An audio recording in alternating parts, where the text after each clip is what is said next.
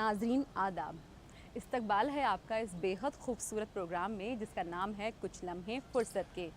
भाई हम ख़वातीन तो घर के काम काज में मसरूफ़ रहती हैं और हमें ये लगता है कि हमारा सारा वक्त तो घर के काम काज में ही निकल जाता है, और अगर कुछ थोड़ा सा वक्त हमें मिलता है तो कुछ ना कुछ क्रिएटिव करने का भी हम ज़रूर सोचते हैं।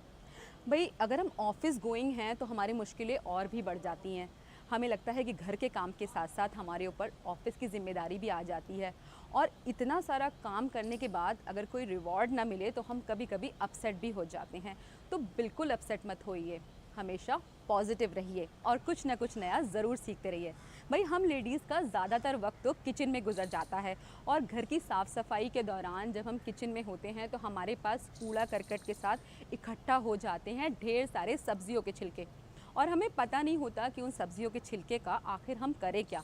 तो आज मैं आपकी मुलाकात करवाऊंगी प्रवीण जी से, जो आपको सिखाएंगे कि सब्जियों के छिलके से कैसे आप खाद बना सकती हैं, और उस खाद का इस्तेमाल आप अपने घर के किचन गार्डन में भी कर सकती हैं। तो आइए चलते हैं, मिलते हैं प्रवीण जी से। नमस्कार, मैं प्रवीण मिश्रा। आज आपको बताऊंगा कि घरेलू कचरे को घर में किस तरह से निपटान करते हैं। इस तकनीक को सीखने के लिए ज़रूरी है कि कुछ एक साधन आपके घर में हो, जिसमें से सबसे पहला साधन है एक छोटा सा ड्रम। 40-50 लीटर तक का एक ड्रम होना चाहिए जिसमें कि हम लोग आसानी से खाद बना सकें। बहुत छोटा और बहुत बड़ा ड्रम आप ना लें, क्योंकि बहुत छोटे में आपका ये जल्दी भर जाएगा, और बहुत बड़े को लेंगे तो आप देखेंगे कि उसे हैंडल करना, उसे चालू करना बहुत मुश्किल आ रही है। इसके बाद बहुत ही आसानी से आपको करना है एक सुराख के बाद इस तरह से आपको एक टोटी लगानी है, टैप लगाना है, और एक छोटे छोटे सुराख ऊपर के रास्ते भी आपको करना है, जिससे कि एरेशन हो सके, हवादार माहौल बन सके और कचरे को जल्दी से जल्दी खाद में बदला जा सके। इस प्रक्रिया में यदि हम लोग देखते हैं तो सबसे पहले शुरुआती दौर में हम लोगों को कुछ एक तकनीक है जिसे सीखना ज़रूरी है। तो आइए सीखते हैं कि ये किस तरह से बनेगा। सबसे पहले हम लोगों को नारियल का एक बुरादा आता है, नारियल का हस्क आता है, या कोकोपीट आप कह सकते हैं। ये कोकोपीट लेना होता है, और इस कोकोपीट को इस तरह से इस कंपोस्ट बिन में सबसे नीचे रास्ते में हम लोग बिछा देते हैं एक लेयर बिछाने का ये मतलब है कि यहाँ पर ये पूरा एक छोटा सा हम लोग जगह बना देंगे, और इस जगह बनाने के साथ साथ अब शुरुआत हो जाती है हम लोगों को घरेलू कचरे को निपटान करने का तरीका। हमारे पास घरेलू कचरा, जिसमें हम लोग घर में, रसोई घर में और किचन में देखते हैं कि बहुत सारा हमारे पास फल और सब्जियों के छिलके आते रहते हैं। उन फल और सब्जियों के छिलकों में उत्तम किस्म के पोषक तत्व होते हैं, ऑर्गेनिक मैटर है। और शुरुआती दौर में यदि हम बात करें पौधों के पोषक तत्व की, तो नाइट्रोजन, फास्फोरस, पोटेशियम तो है ही, इसके साथ साथ बहुत सारे और सपोर्टिव जो हमारे पास सहायक और गौण पोषक तत्व है, उनकी भी मात्रा इसमें होती है। तो खाद बनाने के दौरान हम लोग क्या करते हैं कि चूँकि घर में बनाना है, आसानी से बनाना है, जल्दी बनाना है और कंपोस्ट फ्रेंडली होना है, तो ये ज़रूरत होगी कि आप छोटे छोटे टुकड़ों में इनको कन्वर्ट कर दें। हालांकि ये देखा जाता है कि बहुत सारे लोग बड़े बड़े टुकड़ों में कन्वर्ट करके इसमें डाल देते हैं या समय बचाते हैं। ऐसा बिल्कुल भी ना करें। आप यदि छोटे छोटे टुकड़ों में कंपोस्टिंग के लिए ये सारी चीज़ों को तैयार करेंगे तो आपकी कंपोस्टिंग ज़्यादा अच्छी बनेगी, कम परेशानी वाली बनेगी, कम चुनौतीपूर्ण वाली बनेगी, और आप देखेंगे कि कीड़ों का या बदबू का आपके पास बहुत ज़्यादा कोई ऐसा प्रभाव भी नहीं हो रहा है। तो सबसे पहला टिप्स ये होगा कि आप इनको छोटे छोटे टुकड़ों में कन्वर्ट करें। और जैसे मान के चलें कि एक शुरुआती दौर में कि आपके पास छोटे छोटे टुकड़े के आज का ग्रीन कचरा है, रसोई घर के छिलके हैं, छोटे छोटे टुकड़ों में घरेलू कचरे को, रसोई घर से निकलने वाले कचरे को, ग्रीन पिल ऑफ को आप इस तरह से बिन के अंदर में डालेंगे और उसे फैला देंगे इस तरह से, जिससे कि वो एक स्प्रेड बन जाए, एक पूरा लेयर बन जाए। और फिर घरेलू कचरे को निपटान करने के लिए हम लोग जब पूरे अपने ग्रीन पिल ऑफ को अपने कंपोस्ट बिन में डाल देते हैं, इसके बाद इस तरह से, जिस तरह से सब्जी पकाने में हम लोग मसाला डालते हैं, इसी तरह से कोकोपीट को और भी ऊपर से छिड़काव करने की ज़रूरत लगती है। और ये 1 से 5% तक हो सकता है, क्योंकि ये ऑर्गेनिक मैटर है, और इसमें हम लोग जब डालते हैं तो ये बहुत ही जल्दी कार्बन मिलकर ग्रीन पिल ऑफ को डिकम्पोज करने लगता है। इसके साथ ही ज़रूरत इस बात को समझने की है कि और भी एक्सीलेट करेंगे जिससे कि ये जल्दी हो जाए और माइक्रोबियल एक्टिविटीज़ हो सके। इसके लिए हम लोग लेते हैं गुड़ का पानी। 1 लीटर तक आप बोतल में 100 ग्राम तक गुड़ डाल सकते हैं और रात भर छोड़ देंगे, मेल्ट हो जाएगा। इसके बाद आप गुड़ का पानी बन जाता है। ये भी आप 1 से 5% तक इस कचरे के बिन में डाल सकते हैं, जिससे कि यहाँ पर एक माइक्रोब्स की संख्या बढ़े और ये डिकम्पोजिशन की प्रक्रिया चालू हो सके। हवादार माहौल में बनना ज़रूरी है, इसके लिए यहाँ पर सुराख की गई है। और अब हम नीचे के कोकोपीट के लेयर को बिना कोई डिस्टर्ब किए हुए जो भी ऊपर से अभी कोकोपीट डाला है इसे इस तरह से मिक्सअप कर देंगे, जिससे कि हमारे ग्रीन पिलॉक में ये सारा कोकोपीट मिक्स हो जाए और गुड़ का पानी भी मिक्स हो जाए।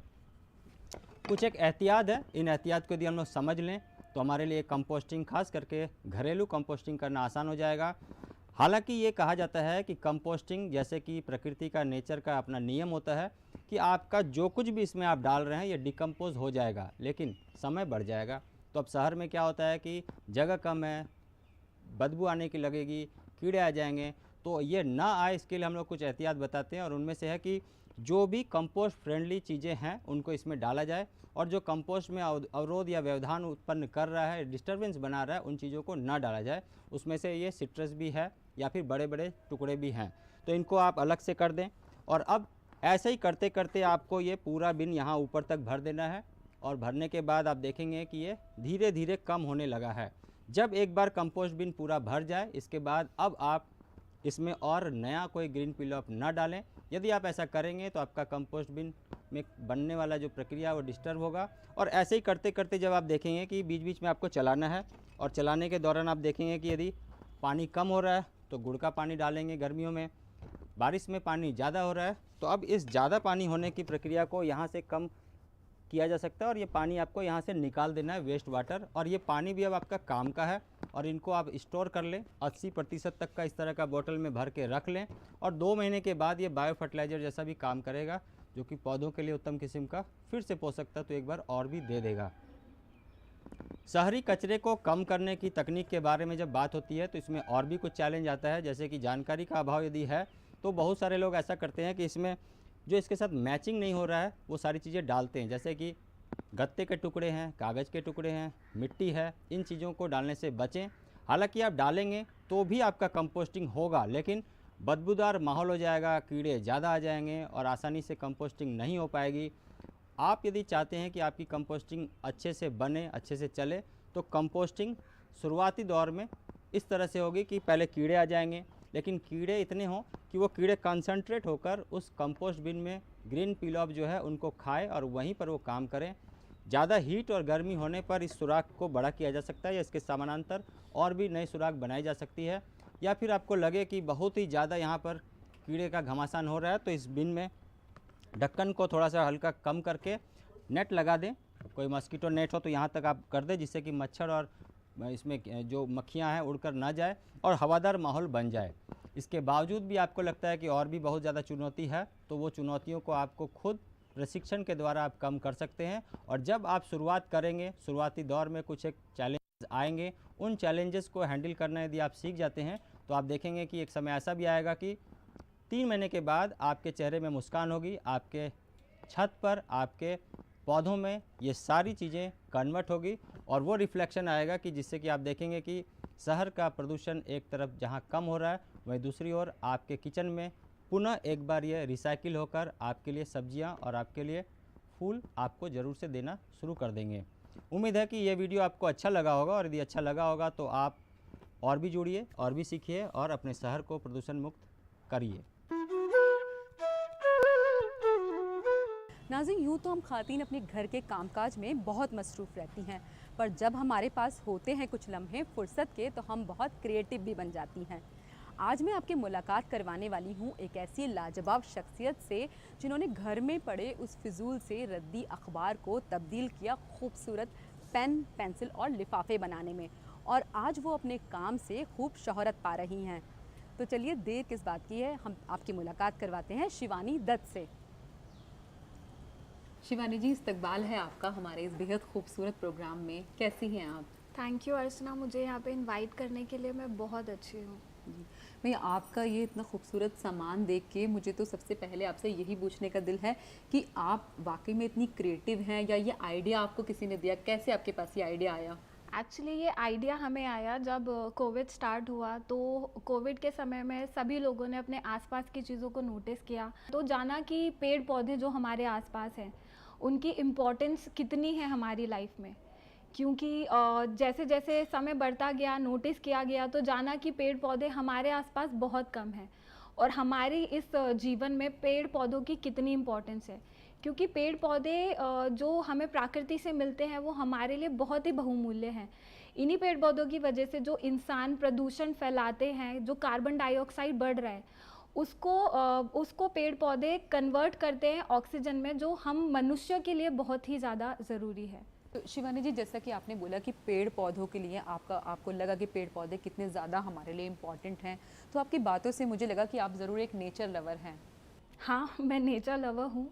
नेचर के आसपास की चीज़ें, जीव जंतु हो गए, पेड़ पौधे हो गए, मुझे इन सब से बहुत लगाव है और मैं चाहती हूँ कि कैसे भी हम इन सब चीज़ों को सेव करें और इन सबको बढ़ाएं, ना कि घटाएं। बट हम मनुष्य जो है पेड़ पौधों को घटाकर अपनी चीज़ों को बढ़ाना चाहते हैं, इंडस्ट्री को बढ़ाना चाहते हैं, जिससे बहुत ही ज़्यादा नुकसान हो रहा है। भाई वाकई में ये बहुत ही कमाल की बात आपने कही है कि पेड़ पौधों के बारे में आपने इतना सोचा और आपने बहुत ही डिफरेंट तरह का ये प्रोडक्ट आपने बनाए। तो जो बच्चे होते हैं वो नॉर्मल पेंसिल यूज़ करते हैं और जब आप उनके सामने ये अपने प्रोडक्ट्स लेकर जाते हैं तो वो किस तरह से इसको लेते हैं? क्या वो एक्साइटेड होते हैं इसको यूज़ करने के लिए? डेफिनेटली ये जो जितनी भी पेंसिल्स हमने बनाई है ये यूज्ड न्यूज़पेपर से बनती है, तो ये किसी भी तरह से नेचर को हार्म नहीं कर रही है। इसके लिए हम किसी भी पेड़ पौधे को कट नहीं कर रहे हैं। ये यूज्ड न्यूज़पेपर से बनती है। जैसे ये पेंसिल है, आप पेंसिल का आप यूज़ करेंगे, ये सारी यूज्ड न्यूज़पेपर से बनी है। एंड इसके एंड में आप देखेंगे तो इसके एंड में सीड्स हैं और ये जेलेटिन यूज़ किया गया है। तो ये जेलेटिन आप सॉइल में डालेंगे तो ये वहीं पर डिज़ोल्व हो जाएगा, तो इसका कोई भी हार्म नहीं है सॉइल पर। First thing. सेकंड थिंग, हर पेंसिल के एंड में हमने बेसिल, कोरिएंडर, सनफ्लावर, बहुत सारे सीड्स का यूज़ किया गया है। जब पेंसिल का यूज़ ख़त्म हो जाता है तो आप उसको प्लांटेशन में यूज़ कर सकते हैं, आप उसका प्लांटेशन में यूज़ कर सकते हैं और प्लांट्स को बढ़ा सकते हैं। नहीं, बाकी में जब मैं आपकी पेंसिल ये देख ही रही थी तो मैं आपसे पूछने ही वाली थी कि आपने इसमें सीड्स डाले हुए हैं। तो ये जो सीड्स हैं, जैसे कि मुझे इसमें दिख रहा है शायद ये धनिया के सीड्स हैं। हाँ जी। तो जब बच्चे इसको इस्तेमाल करते हैं फिर वापस वो इसको गमले में शायद से डालते हैं, तो जब इसमें पौधा ग्रो होता है तो बच्चे भी कहीं ना कहीं आपको लगता है कि इससे कुछ ना कुछ सीखते हैं अपने इन्वायरमेंट से प्यार करना? हाँ, मैंने ये बहुत इंटरेस्टिंग क्वेश्चन है जो आपने मुझसे पूछा है। मैं आपको बताना चाहूँगी कि ये जो पेंसिल्स हैं, बच्चे अगर अपने आप किसी भी चीज़ को हैं तो वो उस चीज़ को और अच्छे से आगे बढ़ाना चाहते हैं और उस पर और अच्छे से ध्यान देंगे। तो इसका प्लस पॉइंट ये होगा कि बच्चों को नेचर के बारे में पता चलेगा, बच्चों को पता चलेगा कि नेचर कितना इम्पॉर्टेंट है। जैसे कि आप ये पेंसिल देख रहे हैं, ये पेंसिल न्यूज़पेपर से बनी है, यूज्ड न्यूज़पेपर से बनी है। अगर इस पेंसिल को बच्चा जब भी पढ़ता है या पेंसिल को मुंह में लेता है तो इससे बच्चे को कोई भी हार्म नहीं होगा। और अगर आप इसके टिप पे देखेंगे, एंड में देखेंगे, तो हमने हर पेंसिल के साथ एक सीड्स दे रखी है और ये जेलेटिन यूज़ किया हुआ है। तो इस जेलेटिन से क्या होगा कि अगर ये पेंसिल का यूजेज ख़त्म हो जाता है तो ये जेलेटिन आप सॉइल में डालेंगे प्लांटेशन के लिए तो ये डिज़ोल्व हो जाएगा। तो इससे प्लांटेशन बढ़ेगी और बच्चे अगर इसको यूज़ करने के बाद अपने हाथ से प्लांटेशन करते हैं, अपने फ्रेंड्स के साथ ये चीज़ें शेयर करेंगे, तो बच्चे इस चीज़ को भी आगे बढ़ाएंगे। तो कहीं ना कहीं हम इस छोटी सी एक मुहिम चला रहे हैं जिससे हम नेचर को बचा सके और लोगों को बता सके कि आज की डेट में, आज के इतना जितना प्रदूषण फैल रहा है, उसके लिए हम कैसे नेचर को बचा सकते हैं। छोटे छोटे सी जो चीज़ें हैं, छोटे छोटे से जो एक कदम है हम बढ़ाते हैं, उससे हम नेचर को कहीं ना कहीं बचा रहे हैं। शिवानी जी, हम जो लेडीज़ हैं, हम ना चाहते हुए अक्सर कई बार प्लास्टिक का यूज़ कर ही लेती हैं। अगर हमें बात करें सब्ज़ी ही लानी हो तो हमारे पास प्लास्टिक के पॉलीथीन बैग्स होते हैं। तो आपको लगता है कि आपका ये जो काम है ये और लेडीज़ के लिए भी इंस्पिरेशन है कि वो कैसे इससे जुड़ सकती हैं? हाँ, ये एक इंस्पिरेशन बन सकता है, क्योंकि जो गृहिणियाँ होती हैं वो बाहर जाती हैं, घरेलू चीज़ों के लिए सामान लेने जाती हैं। जैसे सब्जियां लेने गई तो प्लास्टिक बैग्स का यूज़ कर लिया, और फ्रूट्स लेने गए या फिर ग्रोसरी का सामान लेने गए, वहाँ पे प्लास्टिक बैग्स यूज़ किए जाते हैं। तो मैं उनको ये कहना चाहूँगी कि आप प्लास्टिक बैग्स का यूज़ ना करके आप कपड़े का बैग यूज़ कर सकते हैं। आप एक बैग अपना कैरी करके ले जाइए साथ में, आप उस बैग में अपना सामान रख लीजिए और प्लास्टिक का यूज़ कम से कम करिए, क्योंकि ये प्रकृति को, हमारे जो पर्यावरण है उसको बहुत ही ज़्यादा इफ़ेक्ट करता है, जो हमारे फ्यूचर के लिए और जो हमारे बच्चे हैं उनके लिए वो सही नहीं होगा। तो शिवानी जी, जैसे आपने बोला कि जो भाई हम लेडीज़ हैं वो अक्सर कई बार पॉलीथीन बैग यूज़ करती हैं, तो उसकी जगह वो कपड़े का थैला भी घर में इस्तेमाल कर सकती हैं जब बाहर जाती हैं, सब्ज़ी वगैरह लाती हैं। तो आपको लगता है कि इन्वायरमेंट का ये जो आपका मुहिम है, इससे बहुत सारे लोग जुड़े हुए हैं आपके साथ, तो आपने ये कब स्टार्ट किया? मैं आपसे जानना चाहती हूँ कि जो आपका स्टार्टअप है ये आपने कब शुरू करा? अब आप इसको प्रोफेशनली भी जैसे कर रही हैं। अर्चना जी, इसकी बेहतर जानकारी आपको मेरे साथी देंगे, जो मिस्टर सुनील हैं। मैं उनको बुलाना चाहूँगी और इसके बारे में जितनी भी जानकारी है सुनील आपको मुझसे बेहतर दे सकते हैं। शिवानी जी, आपका बहुत बहुत शुक्रिया, आपने इतनी अच्छी जानकारी जो हमें दी जी। और मुझे लगता है कि इस स्टार्टअप के बारे में या आपके इस काम के बारे में हम और भी जानना चाहते हैं, तो आइए चलते हैं, हम अब मिलते हैं सुनील जी से। सुनील जी, खैर मकदम है आपका हमारे स्पेशल प्रोग्राम में, आइए बैठिए। Thank you so much for inviting me. जी, जैसे कि शिवानी ने मुझे बताया आपके स्टार्टअप के बारे में, तो मैं आपसे ये और जानना चाहती हूँ कि आपने ये जो स्टार्टअप है ये कब स्टार्ट करा? मैम, ये स्टार्टअप का आइडिया हमारे दिमाग में कोविड टाइम से आया था। जैसे कि आपने शिवानी जी ने बताया आपको, कोविड टाइम में हमने देखा कि एनवायरनमेंट को ना कितना हार्म हो रहा है, और हम देख रहे हैं आसपास में हमारे जो कि पेड़ पौधे हैं उनकी कमियां होती जा रही हैं धीरे धीरे, क्योंकि लोग बाग अपने फ़ायदे के लिए पेड़ पौधे की कटिंग कर रहे हैं, जिससे वो वुडन पेंसिल्स बनाते हैं, वुडन टेबल्स बनाते हैं, वुडन अलमीरा बनाते हैं। हम चाहते हैं कि वो उसके अगेंस्ट में, वुडन के अगेंस्ट में कुछ और मेटल यूज़ करें जो जिससे कि एनवायरनमेंट को हार्म ना हो। जैसे कि हमने इसके अंदर एक नोटपैड बनाई है, इसके जो हमारा कवर है और इसका फ्रंट कवर और बैक कवर है, इसमें भी हमने सीड्स लगाए हैं, जिसमें कि बेसिल सीड्स और सनफ्लावर सीड्स हैं, जो कि एनवायरनमेंट को हार्मनेस से बचाएंगे। और ये give and take rule follow करते हैं। लाइक हमने एनवायरनमेंट से किसी भी तरीके से पेपर लिया है, तो वो एनवायरनमेंट को हम फ्लावर, ट्री, फ्रूट्स, वेजिटेबल्स के रूप में वापस दे रहे हैं। जैसे कि हमने पेंसिल्स में सीड्स लगाए हुए हैं वेजिटेबल्स एंड फ्लावर्स के। जी, ये बहुत अच्छी बात आपने बताई, और मुझे लगता है कि बच्चे इसको जब यूज़ करेंगे तो वो बहुत एक्साइटेड भी होंगे, क्योंकि आपने बोला इसमें सीड्स भी हैं जो जी मैम। ग्रो करेंगे। यस बिल्कुल। तो मुझे लगता है सुनील जी, आप भी शायद एक नेचर लवर ही हैं। बिल्कुल जी, जैसे कि शिवानी जी ने बताया था आपको, वो नेचर लवर है, लेकिन मैं बताना चाहता हूँ हमारी पूरी टीम ही नेचर लवर है, और हम नेचर के लिए ही एक स्टेप आगे बढ़ाया है। जैसे कि हमने देखा है कि दिन प्रतिदिन लोग प्लास्टिक कितना ज़्यादा यूज़ कर रहे हैं, जिससे कि अगर एक प्लास्टिक को देखते हैं तो वो डिज़ोल्व होने के अंदर, एनवायरनमेंट के अंदर 20+ ईयर्स लेती है। एक अगर प्लास्टिक की बोतल आप यूज़ करते हैं तो वो डिज़ोल्व होने के लिए एनवायरनमेंट के अंदर 20+ ईयर्स लेती है। लाइक हमने प्लास्टिक बोतल यूज़ की, लेकिन वो 20 साल तक ऐसे एनवायरनमेंट को हार्म कर रही है। उसके अगेंस्ट में हमने पेपर्स लिया है। लाइक पेपर्स हैं, पेपर्स जो हैं हमारे ये रिसाइकल होते हैं। लाइक न्यूज़पेपर है, ये न्यूज़पेपर भी आपका जो पेपर है वुडन से ही आता है, वुडन की जो छाल रहती है उससे बचे हुए हिस्से से पेपर बनते हैं, और उसके यूज़ करने के बाद न्यूज़पेपर हमने पढ़ लिया, आज के बाद वो बेकार है, तो बेकार है, वो रद्दी में जाएगा या फिर वो रिसाइकल होगी, किसी और चीज़ में कन्वर्ट होगा। उसके लिए हमने इसका रेगुलर यूज़ के लिए हमने इसकी नोटपैड, पेंसिल्स, पेन और बाकी आइटम्स के बारे में अभी सोच रहे हैं, जो प्रोडक्ट्स बाद में लॉन्च करेंगे। तो आपने जो इतने सारे प्रोडक्ट आपने बनाए हैं, जैसे कि मैं देख सकती हूँ यहाँ पे कुछ लिफाफे भी हैं, कॉपीज़ भी हैं, तो ये इसको आप लोगों तक कैसे पहुँचाते हैं ताकि लोग भी इसको ज़्यादा से ज़्यादा इस्तेमाल करें? मैम, जैसे कि आज आप जानते हैं, आज पूरी दुनिया, पूरा संसार ही इंटरनेट पे टिका हुआ है। तो हमने भी अपना एक सोशल मीडिया प्लेटफॉर्म बनाया हुआ है, इंस्टाग्राम पेज है, जहाँ से लोग हमारे प्रोडक्ट्स को देखते हैं, परचेज़ करते हैं। और अभी हम अपनी वेबसाइट भी लॉन्च कर रहे हैं, धीरे धीरे लॉन्च होस्टिंग होने के बाद लोग हमारे प्रोडक्ट्स को वहाँ से लॉन्च करेंगे। और वैसे अभी हम यहाँ पे माउथ टू माउथ इसका प्रमोशन करते हैं, प्रोडक्ट का अपना हम लोगों को बताते हैं, जागरूक करते हैं एनवायरनमेंट के बारे में, और अपने प्रोडक्ट्स को बताते हैं।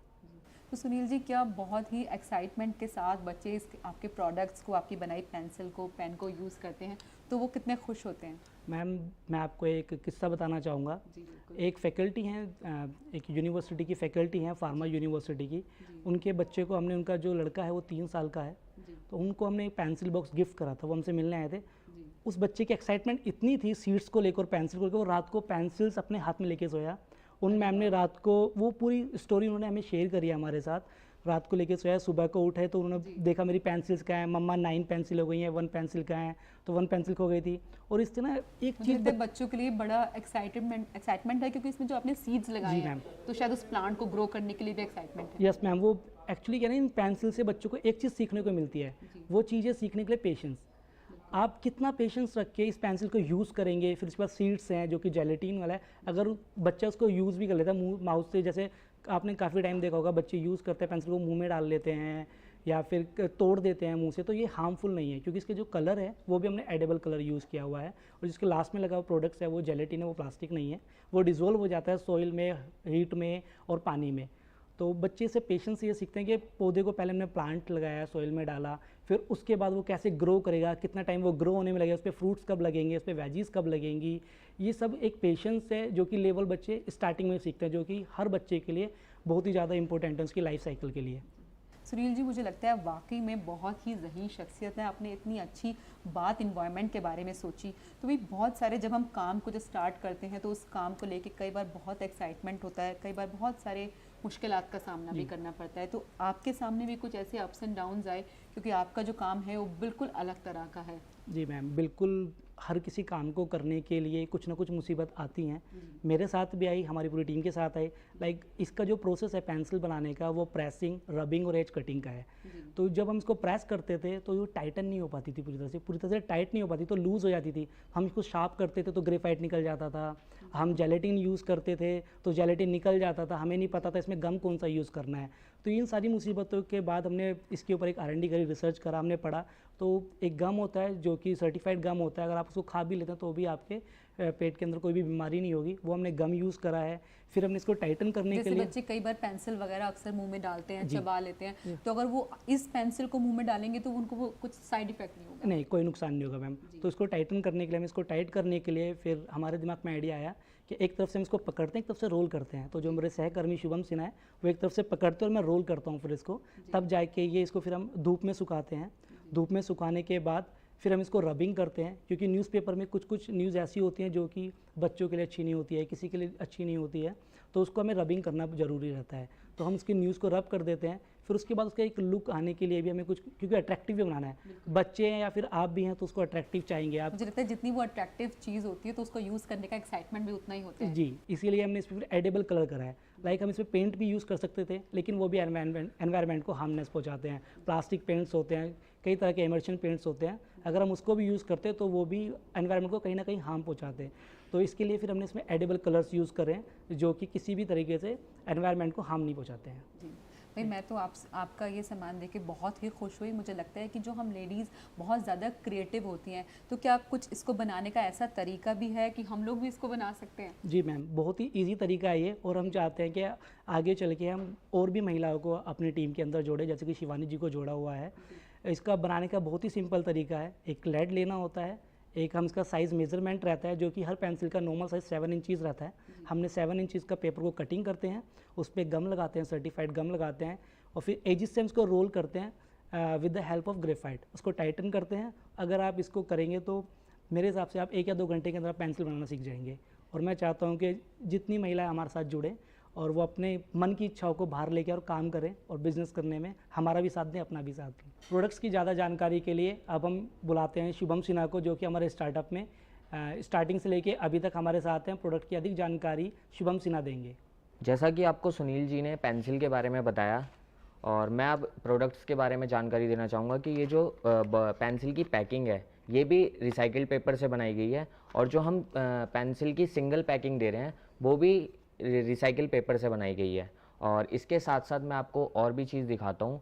जो डॉक्यूमेंट्स रखने के लिए हमने ये पेपर एनवलप बनाया है वो भी रिसाइकिल्ड पेपर से ही बनाया है। शुभम जी, क्या कुछ और भी ऐसी इन्वायरमेंटल फ्रेंडली चीज़ें हैं जो आप फ्यूचर में बनाना चाहते हैं, या कुछ और भी प्लान्स हैं आपके? जैसा कि हमारा नेक्स्ट टारगेट है हॉस्पिटल्स और होटल्स, और होटल्स में आपने देखा होगा वेलकम किट्स होती हैं जो जिसमें कि जो होटल्स वाले प्रोवाइड करते हैं, कॉम, टूथब्रश। तो हमने ये सोचा है कि हम रिसाइकिल्ड पेपर से टूथब्रश और कॉम बनाएं, और ये जो है मतलब लोगों को काफ़ी ज़्यादा अच्छा लगेगा। और जिस तरीके की हमारी पेंसिल टाइट है, जो रोलिंग मेथड से पेंसिल बिल्कुल टाइट है, सेम इसी हार्डनेस के साथ हमारा टूथब्रश भी हार्ड रहेगा। तो नाजरीन, आज आप मिले इन नेचर लवर्स से और देखा आपने कितनी खूबसूरती के साथ इन्होंने ये प्रोडक्ट्स बनाए जो सारे के सारे इको फ्रेंडली हैं। मुझे लगता है कि अब आप भी अपने कुछ फुर्सत के लम्हों में कुछ ना कुछ क्रिएटिव ज़रूर करेंगी, और आज के इस सेगमेंट से आप भी ज़रूर फैज़याब होंगी। तो नाज़रीन, उम्मीद करती हूँ आपको ये शुमारा बेहद पसंद आया होगा। आप YouTube में जाकर कमेंट सेक्शन में अपनी राय भी हमें दे सकते हैं। अगले हफ्ते फिर मुलाकात होगी, तब तक के लिए खुदा हाफिज़।